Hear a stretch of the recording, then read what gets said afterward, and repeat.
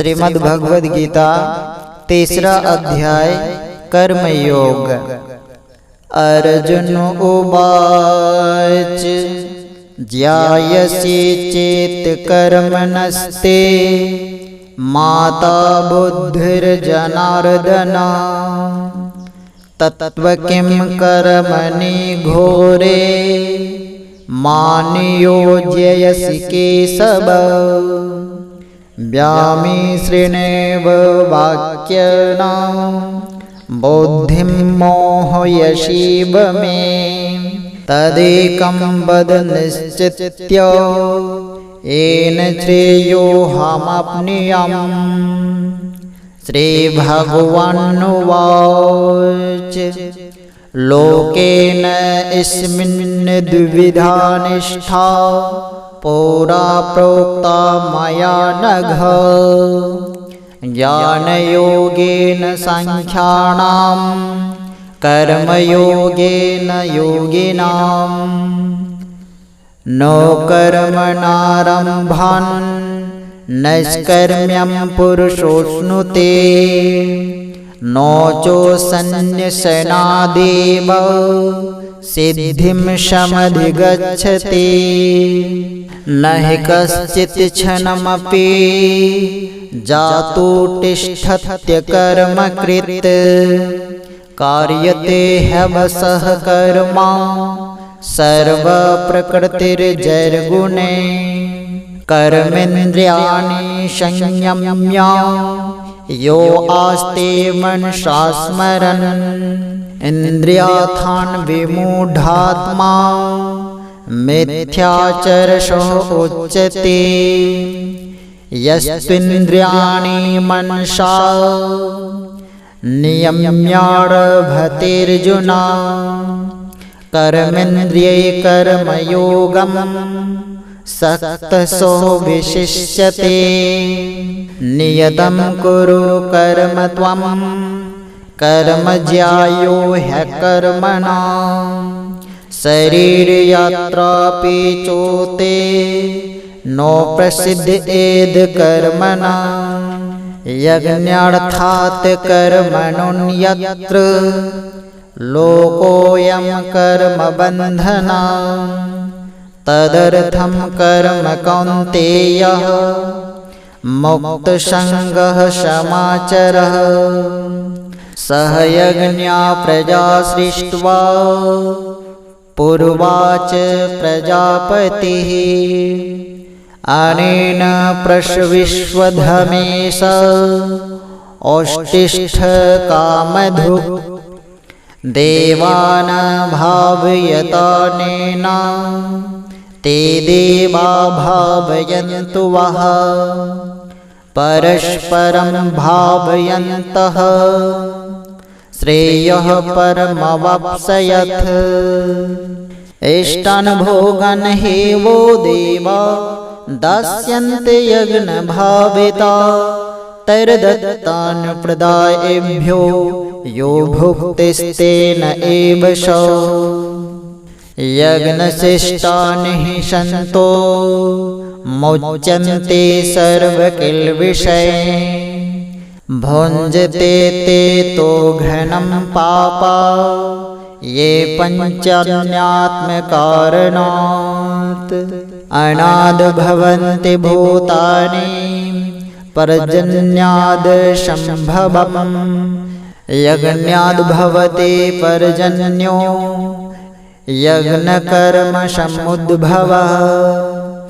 कर्म ब्रह्मोद्भवं विद्धि ब्रह्माक्षरस्य मुद्भवम्।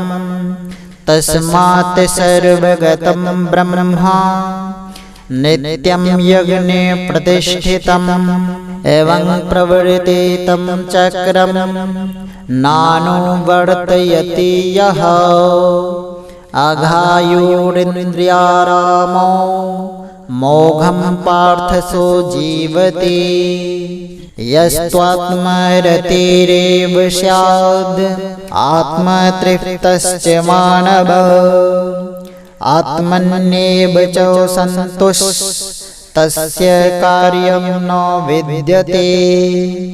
संजय उवाच नैव तस्य कृतेनार्थो नाकृते नेह कश्चन नो चास्य सर्वभूतेषु कश्चिदर्थव्यपश्रेयः तस्मादशक्तः सततं कार्यं कर्म समाचरः अशक्तो ह्याचरन् कर्म परमाप्नोति पुरुषः कर्मणेव हि संसिद्धिम् अस्थिता जनकादयः लोकसंग्रहमेवापि सम्पश्यन् कर्तुमर्हसि यद्यदाचरति श्रेष्ठस्य तत्तदेवेतरो जनः सो इति प्रमाणं कुरुते लोकस्तदनुवर्तते न मे पार्थास्ति कर्तव्यं त्रिषु लोकेषु किञ्चिनः नानवाप्तमवाप्तव्यं वर्त एव च कर्मणि यदि ह्ययं नो वर्तेयं जातु कर्मण्यतन्द्रितः मम वर्तानुवर्तन्ते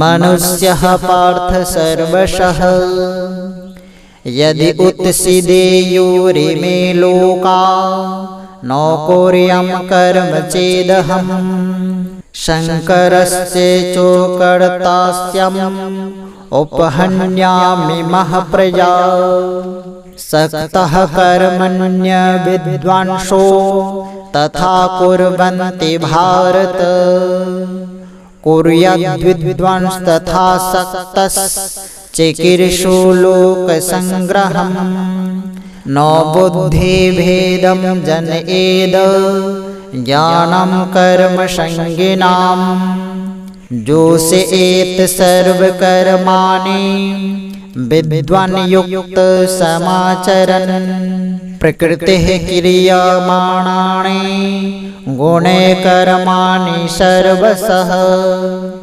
अहंकार विमूढात्मा कर्तहमिति मन्यते तत्त्ववित्तो महाबाहो गुणकर्म विभागयो गुणागुणेषु वर्तन्तः इति मत्वा न सज्जते प्रकृतिर्गुणसम्मूढा सजन्ते गुणकर्मसु तान् कृष्णविदो मन्दान् कृष्णभिन्न विचालयेत् मयि सर्वाणि कर्माणि सन्न्य यस्याध्यात्मचेतसः निराशे निर्ममो भूत्वा युद्धस्व विगतज्वर एमे मतामिदं नित्यम्